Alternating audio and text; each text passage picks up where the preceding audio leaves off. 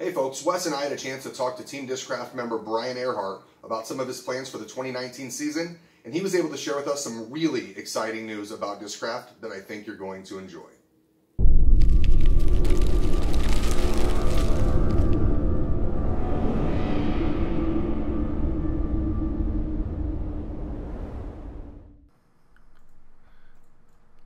All right, folks, we're going to get started with our very first question here with Brian. So why don't you tell us a little bit about where you're from and how you got started playing disc golf? Well, I'm from Vernon Hills, Illinois, about a half hour from the border of Wisconsin. I started playing Frisbee in general when I was like 6 or 7. It was just like, you know, every kid has a favorite toy. Happened to be this little black Whammo that I had. And, you know, my mother had mentioned something about Frisbee golf when I was a kid. I didn't know it was a real thing.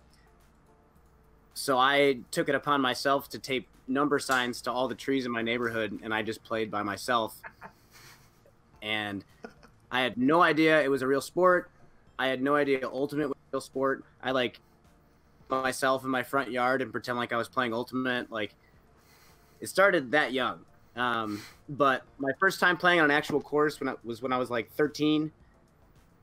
Found out there was a course nearby. We went together and picked up an Innova starter pack, like those crappy Frisbees, and 3DX ever ones? since then I was just blown away, and I guess I've been obsessed with it ever since. Okay, that's a good solid answer. Wes and I are going to kind of bounce back and forth with questions here, so I just letting you know, so when you see him pop into the next question, if he forgets, we might need to remind each other. So yeah. Good. So you go, Wes. Yeah, so our next question is a fun question. Beer, wine, or something different? I like beer a lot. I do not like wine. I try not to drink beer really a lot at all. But I do like beer a lot. Shout out to Bevel Brewing in Oregon. Sure. But yeah, beer for sure. Are you more of a IPA guy, more of a stout guy? You got a favorite style? If I were to order at a brewery or something, I'll usually go for like a double IPA, but the rare stuff, I always wait in line to get Bourbon County, the stout from Goose Island. So I do that once a year usually. Nice. That's a good one. I'll jump on to the next question too, Pat. Okay. For yourself as a touring pro, especially, you know, last year was kind of your first year really being out there full time, what is a typical week like for you, you know, kind of beginning travel day through the tournament weekend? Yeah, so this year for me was hectic and not know what I was doing, trying to feel it out every week. A typical week is a lot. Time that I was driving to kind of reconnect, not spoken to in a long time, and that was kind of a really fun, I called it my side quest, but I got to reconnect with all these wonderful people that I had not talked to in forever. And you know, the random phone call out of the blue is always kind of weird in your adult years, so I had a lot of really awesome conversations doing that, passed the time quite a bit. But then when you get into town, it's kind of like, initially for me, it was networking. Like, I tried to play as many people as possible, tried to surround myself with as many, you know, positive golfers. And, you know, through that, I was able to make connections in regards to not having to stay in hotels, you know, travel arrangements. So for me, it was more like building a circle, building, you know, connections, and cultivating these relationships with these, you know, motivated people. I would say paid off. And then obviously tournament time, I don't do much at all. Go home, putt, not spend a lot of money, and then go to the next town. Yeah, it's not this crazy style, but absolutely worth it, and I'll probably do it as long as I can. So yeah, I think I got the chance to host a couple of pros this year, and I think a lot of people think that all of you guys just have nice little touring vans and that are all decked out, and you just go hang out with your your pals all the time and throw some frisbees and make some money on the weekends to get by. And you know, having kind of seen some things firsthand, how much time you guys put into your practice rounds, and Yeah. you know, the kind of intensity of the tournament weekends and the passion and the emotion that goes into those tournament rounds is definitely a lot on you know, both your body and especially on your mind. Yeah, I mean, it's interesting nowadays too, because now we have like there's like different sub lifestyles within the touring pros now too, because now we have like the superstar players, their whole life is like, we're going to pay you a bunch of money to be phenomenal at disc golf. And then you have, you know, people like that who are getting paid to show up places during the week and doing all these events, really based off of their name. And then you have the people, player, half employee, consisting of like going and setting up vending, you know, stations or running doubles events. So it's like, but then there's still also the people that do for the freedom of traveling and having anyone tell them what to do, and as long as they do well enough, they can keep doing that as long as they want, you know. Yeah, it's been cool. There's so many different people coming from so many different backgrounds. Some people have, you know, little chips on their shoulder that are the reasons that, you know, they're on the road, and everyone seems to have a different story because everyone you meet on the road, you know, everyone took some sort of risk to. So it's really been interesting. Everyone's week is the same. So do you have a favorite stop that you were at last year or in the previous years? Like your favorite place that you're really looking forward to going this season? What place would that be? Man. Share that with us. Montana. Oh my goodness. Interesting one. It is the most beautiful state I've ever been to in my entire life. I played the Zootown Open in Missoula. I think for a lot of reasons, it was my favorite stop. The course, Blue Mountain, is just tons of huge elevation shots and wooded shots. And, you know, it's just a really fun, playable course. It wasn't the hardest course, but just for me, it was like a good mixture of fun and challenge. I met the Sheehan family through Jordan Castro, stayed with them on top of a mountain, and it was the most beautiful place I've ever stayed in my life. I met AJ Risley at that house, and then me and him kind of a tournament together after that. So I made some good friends. The tournament was fun. On Missoula was a blast too. So that was my number one for sure. Awesome. You want to take the next one here, Wes? Yeah. How do you enjoy your time kind of in between tournaments to stay mentally fresh and not get burned out? You know, especially like late season, you know, when you kind of hit that big mid-season stretch, it seems like you guys are on the road away from home for such a long period of time. You know, what do you do to kind of keep your mind in the disc golf touring life? Yeah, that was a struggle. Because it's like, you know, you come from a place where you work I was working 45 hours a week at a regular job, and you don't really have to budget your time that well. Usually someone's telling you what to do. When you have all this time with your thoughts quite a bit. So if you're not or doing something, it's definitely an environment for burnout. So for me, realizing that productive, I get depressed, I get burnt out, and when I'm helping and giving back, like those are the times when I feel like I'm for me, it was not just practicing disc golf. It was either going to a coffee shop and writing.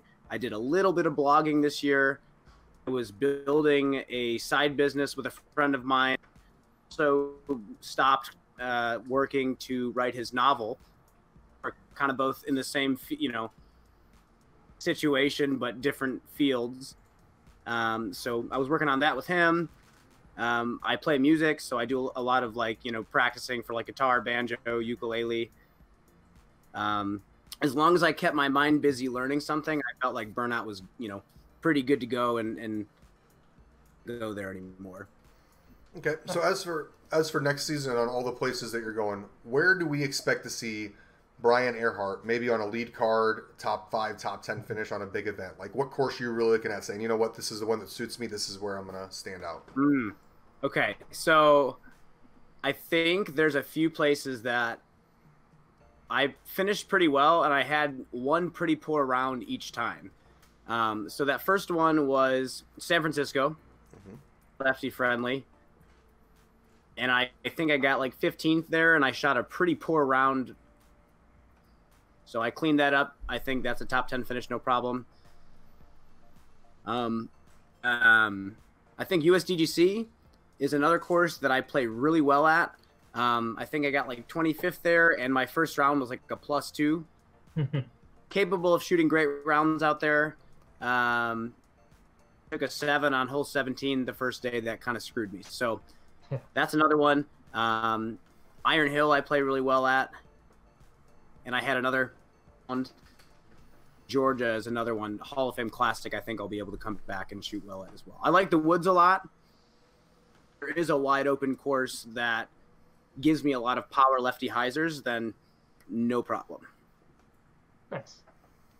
Well, what are some of the things that you've kind of been working on in the off season? I know we've seen a couple little form tip videos from you that I think have definitely helped a lot of people, especially the one with the kind of illusion of the reach back. I think it's really cool to see it with the grounded post there, so you can see that, you know, very clearly the post is not moving despite your body going forward. So are you kind of working on some of those form things in this off season? Yeah. So touring this year was fun for me because I had the realization that in 2017 I felt like I had a better season than 2018. Realized that in 2017 I was playing tournaments based on courses that I like and courses that suit me. Played tournaments based on the name of the tournament. So I was faced with courses, you know, like Beaver State Fling. Insanely hard for lefties, but for me it was awesome because it showed me what I needed to work on, which was a backhand roller sidearm. So I've actually been working a lot on necessarily the backhand roller and the lefty distance sidearm, but in teaching about simplifying the upper body, not having a lot of extra, and, you know, giving yourself a body position that's more consistent. I think my touch backhand game has gotten so much better. I used to only rely on sidearm, you know, whether it's flip ups or turnovers. Now able to do that with a backhand now. So love it. Super pumped. I've been putting a ton of work in. If I can get my backhand, like my overall backhand game, up to the competency that my forehand has, everyone is screwed. Completely screwed. Would you credit some of that touch upshot to the 150-gram rattler that you've been loving so much? So the 150 rattler, I am not the king of the 150 rattler. I was the one that fell in love with it first. Yeah. Trevor Harbolt throws it way more than I do. Yeah. He actually throws it for upshots. I throw it for more of like a niche. So if I have a shot from like 100 feet that I want to throw in, that's when I'll use it. How often do I want to throw in a shot from 150? You know, a couple times around. Yeah. So I love that disc, but I'm throwing bangers and zones for those upshots for sure. Makes sense. So are there any other discs that you're kind of working on in the off season that you're trying out that maybe you're going to make a spot in the bag next year? So actually, they're sitting right next to me. Oh, we get to see them. Fancy that. So it's actually been really fun because I've usually thrown the same discs like forever. I'm usually like Buzz, Zone, Force for a long time, and then the Vulture were like my main discs. But this disc is sick. And at first I was like, you know, it doesn't go as far as a Force. But then the more I threw it, it was absolutely going as far as a Force. But I was able to control it like a fairway driver, which was insane. Sneaky. It doesn't seem that fast when you throw it. It doesn't. It's nuts. Super comfy rim. I think maybe it's an 11 speed, just by rim size. I am nailing this thing dead flat. Yesterday, I threw one of the longest drives I've ever thrown on a hole with a Punisher. So it controls like a tracker, which is crazy. Punishers are something I bag. The ESP ones are probably similar to the stock Z ones in that they're really straight. Oh, you mean like this? Oh, it's beautiful. That's exactly what I mean. I don't think I've been a Punisher now. You guys are making me feel bad here. Let me see. They're so good. Oh, I lied. I have a Punisher as well. Pretty much only for sidearm though. Oh, they're amazing sidearm. Amazing. Yep. They just have sneaky glide, is what I always tell people. They don't seem like they come out of your hand all that fast. And part of my problem was I kept overthrowing them. I throw them 30 or 40 feet farther than I wanted to, and so you just kind of learn where their spot is in the bag, though. And exactly, definitely a disc I recommend for everybody as well. And just a shameless plug for any Discraft fans watching. If you've thrown the Big Z Force and you want that consistently without having to chase for them, Punisher for sure is like. The other thing that I'm in love with is this. This Michael Johansson banger is the best flying putter I've ever thrown in my life. Real. Oh, you can nail this thing flat, and it feels like it's going to be overstable, but it just continues forward for so long. I hope they make these standard runs. I'm in heaven. Sweet. So what are obviously you got plans to tour again full time next season? Do you want to talk a little bit about those plans and your what 2019 kind of looks like for you? Yeah. So I'm still kind of in shock. I got promoted to the elite team for 2019. Well deserved. Which is huge relief, huge weight lifted off my chest. Just obviously the financial burden has been lifted. They're taking care of me really well. And big thing here that I have been given the go ahead to announce. Discraft is buying a very large RV. It sounds like nice. Yeah, and I will be touring with Paul Uleberry and I believe Austin Turner. Sweet. You're going to be putting on a series of clinics and clinic type events all over the country. So nice. Putting those together, but exciting in the sense that I've talked to Paul for a long time about his teaching methods, and obviously I'm kind of a geek for that kind of stuff as well.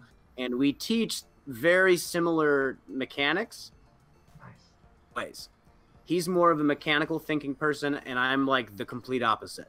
So like he's like mathematical, I'm like a finger painter, So it's cool. I think we're gonna be able to reach a lot of people. I think anyone that comes out to the events is gonna take something tangible away. So I'm really excited about that. This is our first ever underground interview exclusive. Finding out about the RV here. Yeah, big stuff. And I was told I'm good to announce. Awesome. Give away everything because we're not, it's not finalized yet. Yeah. But yeah, there's going to be some awesome stuff happening. So if you're a Discraft fan, this is going to be like the best year of your life. Oh, it already is.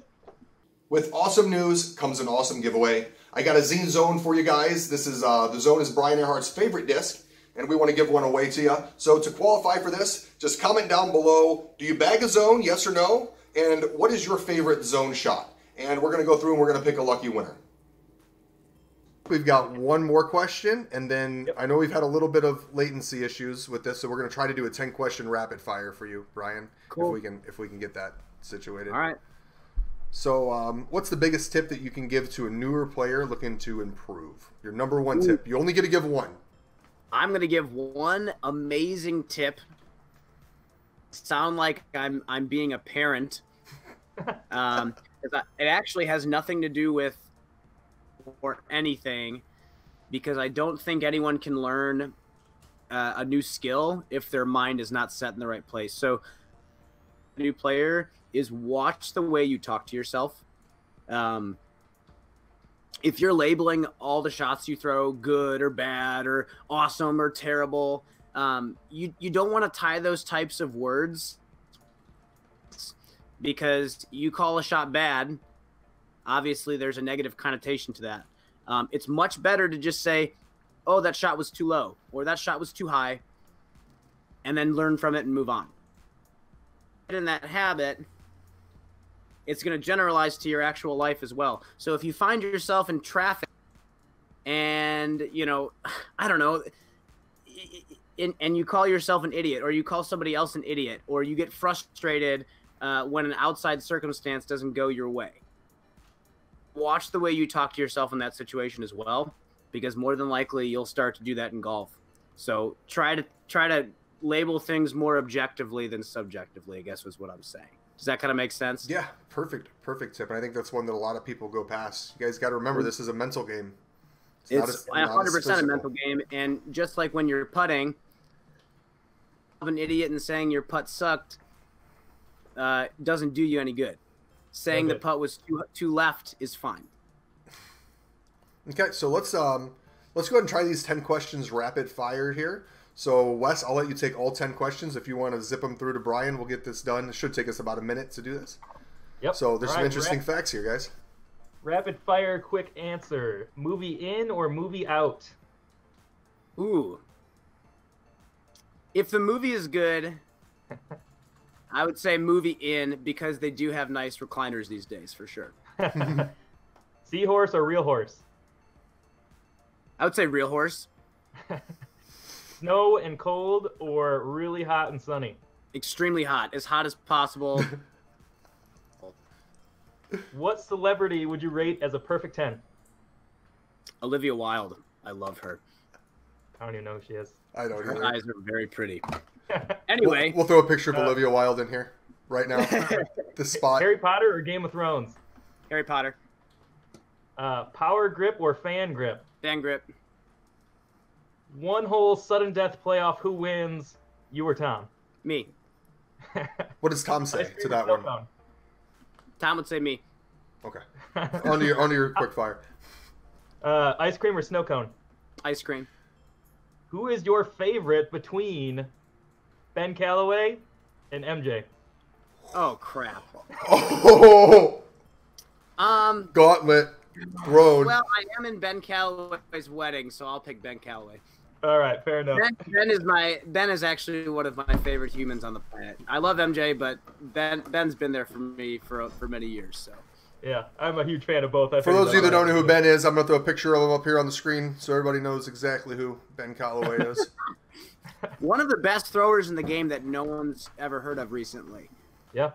The cleanest throwers, still is, but just doesn't get to play as much anymore. And our last question, if you had to change your first name, what would you change it to? Roy. Roy. What? 2 Y's. Oh, that's a wild one. Yep. And I got one last question from the Facebook board. We had one of our local guys who was wondering what you thought about the Kensington course while you were up here. Kensington was cool. Yep. Me and Tom got to play with Bob, so he kind of showed us the lines. The first course we played was a little bit shorter. Forgot like what the courses were. There's 2 out there, right? Yep. There's 36 holes. Yep. I love wooded courses a lot, and I get to throw those MJ bangers quite a bit. A lot of like 400-foot par 3s through the woods, which are like my favorite types of holes. So yeah, it was awesome. There's some of those new holes are those ones that you're talking about, and I also thought those were really cool and took good advantage of the elevation that they kind of have out there too. No, I'd love to get another round there because I was playing it blind, so I thought I would throw a good shot, and then like it would be 50 feet left or something like that because some of those blind dog legs. Yeah. I was maybe a little too lazy to check out the green, but I'd love to see it again for sure. What I kind of like about that course being Discraft's home course too is you can actually see kind of where I feel like you can kind of see where some of the disc ideas came from, like the heat, for example. There's several holes where you just look at the shape and you're like, this is absolutely a heat shot. I feel like the heat was made for this hole. Yeah. So I feel like that's kind of cool. There's some sweet shots that I got to throw heat on. And my brother's first throw with a Punisher was a perfect flex shot. It was like 430. It was like a 430-foot flex shot, par 3, and he parked it with a Punisher. So, yeah, an awesome course. Punishers. That's the Punishers. topic of our story or Buy our them. interviews. Punisher, pretty. Punisher. So, any plugs, any sponsors, or anything like that you want to shout out before we end the interview here? I do. Big shout out, actually enormous shout out to Sean Callahan at the Delwood Disc Golf Pro Shop in Lockport, Illinois.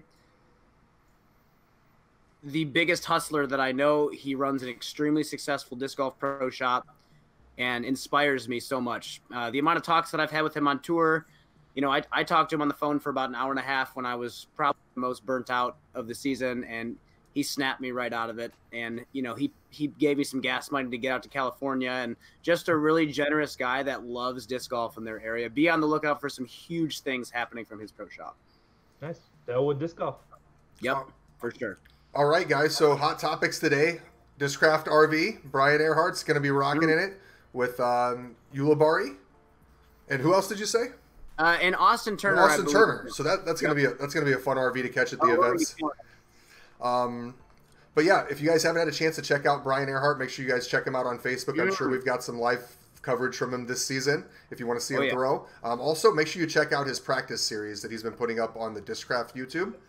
Some phenomenal tips that are going to help newer players really establish their game and give you goals to start hitting and things to work on so that you don't feel like you're just kind of stuck in this slump and at your peak. So, for sure. And a lot more to come next year. You know, the first two put out were just kind of like feelers to see, you know, formatting and everything. Tons more to come this next season. Tons more to come. So lots of good stuff coming. All right, guys. Well, thank you guys for watching. Make sure you guys subscribe up top. Comment down below. I'll try to relay any messages you have to Brian back to him if he doesn't get a chance to check out the YouTube page. Get you guys your answers. Hit the notification bell so that you guys are reminded every time we come on for new content and interviews. Otherwise, peace out. Thanks, Brian. Or as Brian says, cheers.